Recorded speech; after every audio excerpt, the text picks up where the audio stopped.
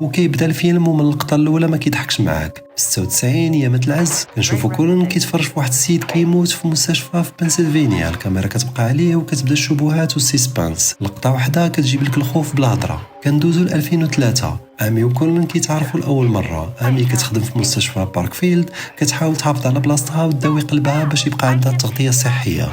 كولن كيتوظف جديد وكيولي مساعد ديالها في العنايه المركزه، كيدخل ليها القلبه باللطافه والظرافه. كنشوفوا امي كتحط الراس على كولن، بدايه الاعجاب، كيتوالسوا في الليل، كيعاونها وكيكالي عليها حتى كيولي كيسهر معها هي وبنتها في الدار لاول مره وكيتفاهم مع بنتها مزيان.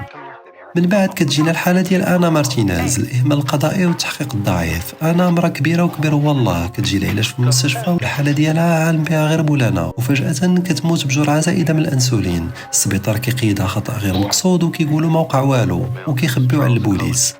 ديتيكتيفز بولدوين اند برون باغيين يديروا خدمتهم باش من مكان، كيبداو يحققوا وكيشوفوا شي باترن كيتعاود. امي كتلاحظ ايفي باكس مشبوهين كيكونوا متقوبين والعياذ بالله. كتسول صاحبتها لوري في التليفون، ولوري ما كتخبيش عليها وكتقول لها نيشان باللي باش كان خدام معاكم في المستشفى قبل كان بزاف ديال بنادم كيموت فجاه.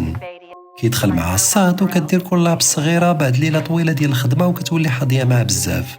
البوليس كيجي للسبيطار باش ياخذ الروندو من عند ليندا اللي كتسد عليهم وكتعطيهم تخيط وكتقول لهم ما وقع والو، هذا الشيء تحقيق داخلي وما عندنا ما نعطيوكم.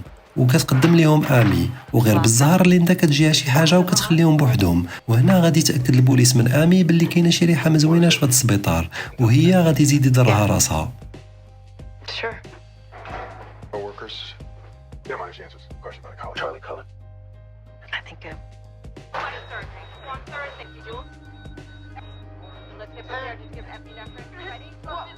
تشاو.